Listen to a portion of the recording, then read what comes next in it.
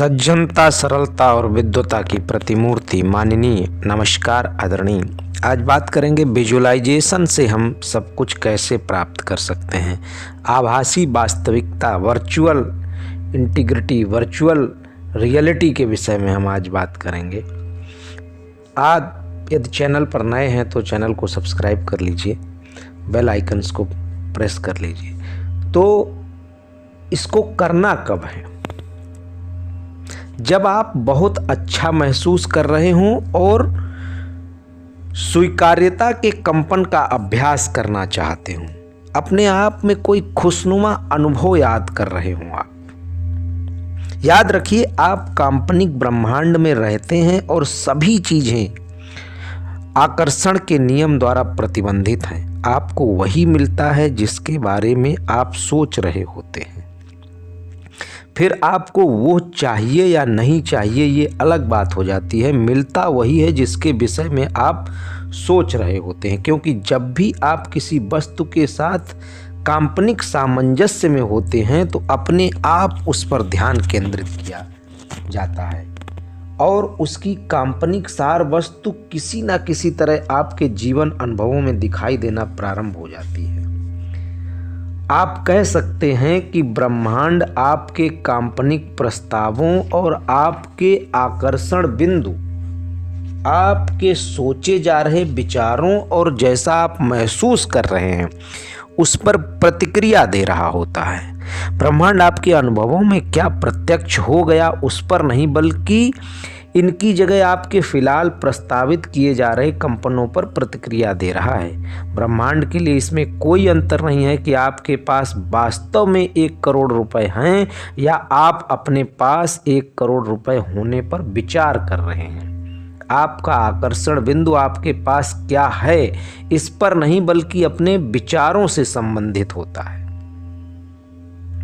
आभासी वास्तविकता विधि वो नहीं है जिसमें आप किसी टूटी हुई चीज को जोड़ने का प्रयास कर रहे हैं। इसमें आप उद्देश्य पूर्वक अपने मन में एक दृश्य को सक्रिय करते हैं, एक विजुअलाइजेशन करते हैं, जिसमें आप उस दृश्य के साथ वाइब्रेशंस को प्रस्तावित करते हैं। और जब एक बार उस लय में उस सुखद दृश्यों की कल्पना का अभ्यास करना प्रारंभ करते हैं और आप अच्छा महसूस करते हैं, तो वही वाइब्रेशंस आपको स्टेप बाय स्टेप और अच्छे दृश्यों की कल्पना का अभ्यास कराने लगता है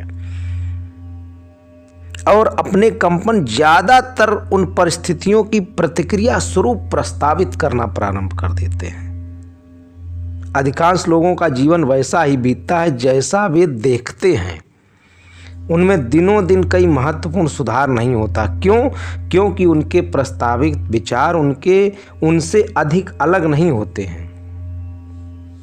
आप 3 चीजों पर ध्यान दीजिए कि आपको मांगना है, मांग का उत्तर मिलेगा और स्वीकार्यता होगी। 3 विषय रहेंगे।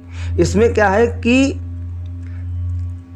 आपको विवरणों और घटनाओं की अच्छी तरह विश्लेषण करना होगा। इसमें विजुअलाइजेशन जो करेंगे, इसमें आपको ये जानने में मदद मिलती है कि आप एक्चुअल में चाहते क्या हो। अपने अंतिम बार स्पष्ट रूप से अपनी इच्छा के बारे में कब कहा था?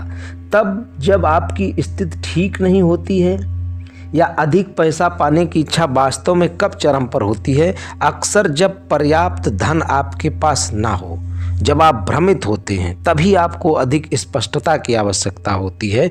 ठीक जब आप व्यग्र होते हैं, क्या तब आपको अधिक स्थिरता नहीं चाहिए होती है? जब आप ऊब जाते हैं, क्या तब आपको प्रोत्साहन की जरूरत नहीं होती है? तो इस सृजनात्मक कार्यशाला के जो 3 चरण हमने आपको बताए हैं कि मांगना, मांग का उत्तर मिलना और उसकी स्वीकार्यता रखना। ये मांगना तो आसान है, ये आप हर समय यही तो करते हैं, और मांग का उत्तर मिलना ये वो यूनिवर्स का काम है, आपका काम नहीं। और स्वीकार्यता, आपने जो मांगा है उसकी प्राप्ति के लिए आप हमेशा तैयार रहिए।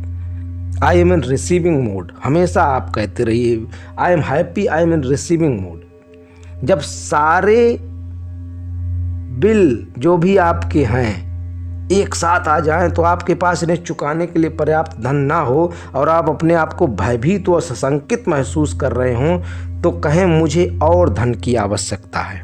या आप और अधिक सकारात्मक शब्दों का प्रयोग कर सकते हैं, जैसे मुझे और धन चाहिए। इस वक्त आप पहला चरण कर रहे हैं, आप अपनी इच्छा प्रकट करते हैं, मुझे और धन चाहिए।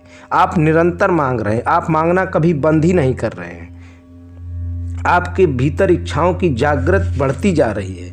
आपका असली काम उस रास्ते को खोजना है जिससे आप रिसीवर मोड में आ सकें।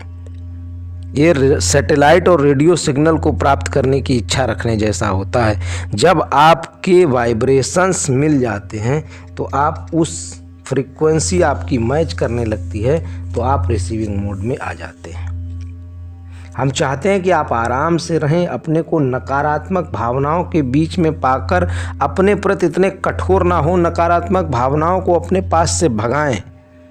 यदि आप सचमुच समरूपता खो चुके हैं, दूसरे शब्दों में यदि आपको सचमुच लगता है कि आप अच्छा महसूस करने वाली स्थिति में नहीं हैं, तो हम अधिक राहत देने वाली जिस विधि का सलाह देंगे वो है ध्यान करिए, आप मेडिटेशन करिए।